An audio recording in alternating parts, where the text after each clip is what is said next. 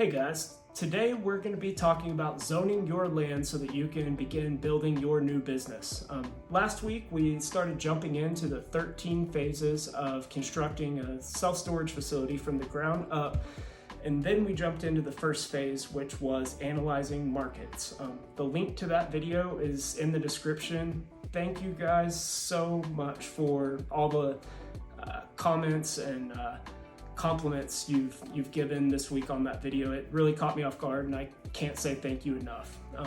Next week, we're going to be going into the third and fourth phases, which are creating a business plan and finding financing. So subscribe to the channel, and we'll have that out next week.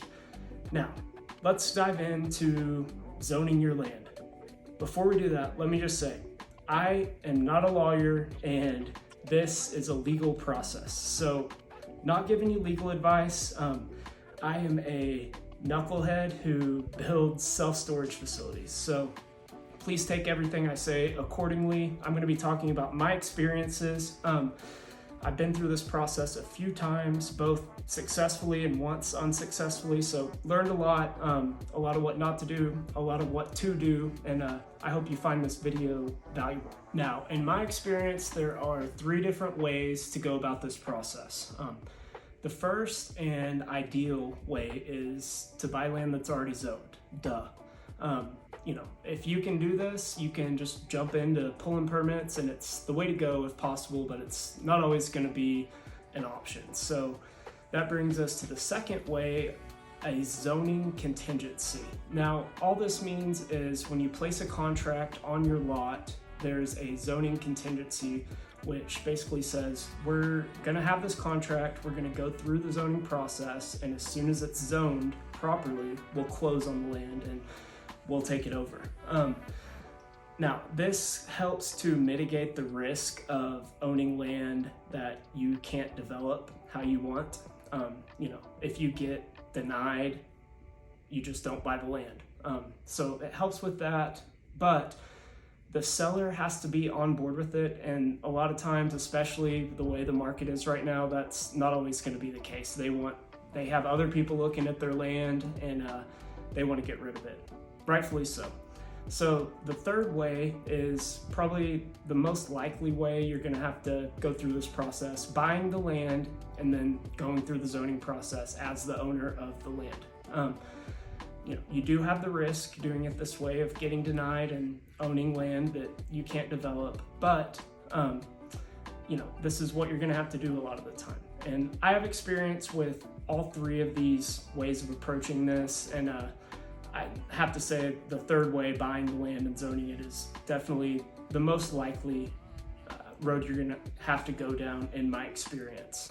Now, my first advice, if you're going to be going through this process, is to hire a real estate attorney that's local and knows your area and the process in your area, and to do what they say. Now, this will be expensive, and you can't always do it. If you're like me when you're getting started, balling on a budget, you can't always go this route, but it's standard for me now when building a new facility, and you know that it's going to get done right, and it really diminishes the likelihood of failure in your zoning hearing. So if you can go that direction, do it. It's worth the money, and will save you a lot of stress and lost sleep. But if you can't do that, the rest of this video is going to be to help you show up to the meeting prepared when you try and zone your land. I've done it a couple times, twice successfully, once unsuccessfully. It can be done. I've learned a lot, made a lot of mistakes in this area, and I'm going to be helping you in the rest of this video to show up to your meeting ready to roll and prepared for anything that comes at you. So the first thing I want to do is confirm that there are no covenants or deed restrictions on my lot. And then once I've confirmed that, I will reach out to the planning and zoning officer who's in charge of that for my area, and reach out to set up a meeting, hopefully in person.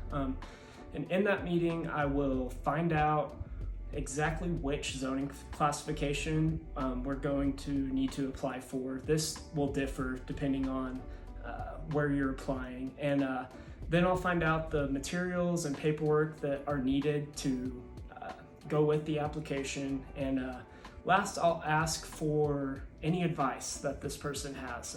You'd be amazed what you can find out just from asking and from being friendly. So after that meeting, I will immediately begin working on the materials that are needed. Typically, this looks like filling out the application, obviously, getting a conceptual site plan, an aerial photo, landscaping plan, circulation plan, renderings of your buildings, an elevation and drainage plan from a hydrologist, and this is just the baseline. There will be a couple more things sometimes, a couple less in others, so this is kind of the baseline that we work with. But a good engineering firm can typically take care of all these things, and the things they can't, they have people they can contract out to, and this will get you going and allow you to fill out your application. After the applications have been submitted, typically there will be a big sign put up on the lot, and letters will be sent out to all the neighbors within a certain radius of your lot. Typically it's 500 feet, I've seen 300 feet, but those letters will be sent out, and as soon as they're sent, I will begin knocking on doors and trying to get to know the neighbors. When I'm able to get a hold of them or meet them, I will show them our plans, answer any questions that they may have, and address any concerns that they have, with the goal being to keep them from showing up to protest at our zoning hearing. Now, hopefully, probably some of these neighbors will be receptive and will listen to what you have to say and won't end up showing up to protest, but you will always have those people who you're not going to make happy. They're going to show up at your meeting, and you need to be prepared for that. I still talk to those angry people anyways before the meeting, just so I can kind of get an idea of what they're going to be saying, the concerns they're going to have, and kind of the ammunition they're going to bring in to our zoning meeting. It's really important to have an answer for any complaints that you think you might have. Be ready, because they're going to bring their friends, they're going to bring the people they go to church with, and I've had this happen. You just need to stay calm, be ready, and have an answer to any complaints that you can think of. A few examples of complaints that we've had are, we're going to bring crime to the neighborhood, which to that I just say, we're going to have an excellent security system at our other facilities. When there's a crime in the neighborhood, the cops call us to look at our cameras. We're an asset in that way.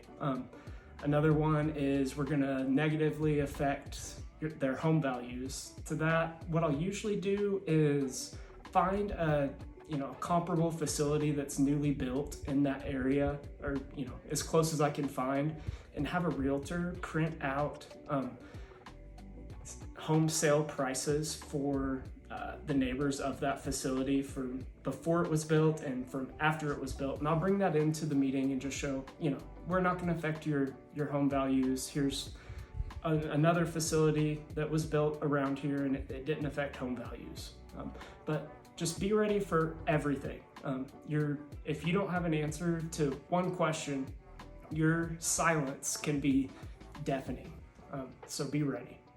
Next, I will start reaching out to the Planning Commission, City Council, whoever is going to be voting on our zoning hearing, and kind of doing the same thing, just going over our plans, answering any questions, addressing any concerns. It's important to do this. You can bet the neighbors, the angry neighbors, are going to be doing the same thing, so you got to do it. Change anything they want changed if you can, and get to know the people voting before you go into the meeting.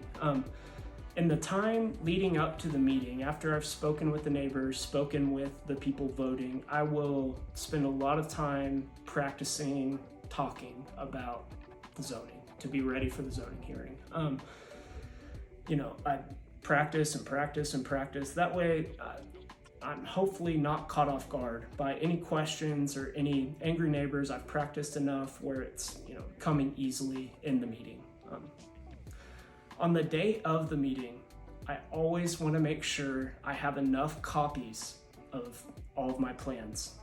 I went into my first zoning hearing I did by myself I think I had 3 copies of my plans, and there were 6 or 7 counselors who were going to be voting, so they had to pass around the plans. Neighbors wanted copies. It was a mess. So mistake I made, it made me seem unprepared and unorganized.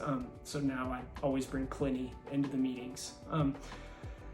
When you go into the meeting, stick to the facts. They're usually on your side. The neighbors, anyone protesting you, they're going to come in and be emotional and, be ready for that and stick to the facts. If you're prepared, stick to what you've prepared before the meeting and you should be okay. If you feel like you're losing in the meeting just by judging the people's body language who are going to be voting, or you just don't feel good about it, ask to have the issue tabled for a later meeting, and immediately call an attorney to start the process over. In my experience, once you've formally been denied in the zoning hearing, it becomes a lot harder process of reapplying, and it becomes a lot more difficult to reapply and try again. So ask that the issue be tabled and come back with an attorney and do things a little differently the next time. Thank you guys so much for watching the video. Next week, we're going to be talking about creating a business plan, and we'll get into finding financing. So subscribe to the channel, like the videos, comment anything you want me to cover, and we'll see you back next weekend.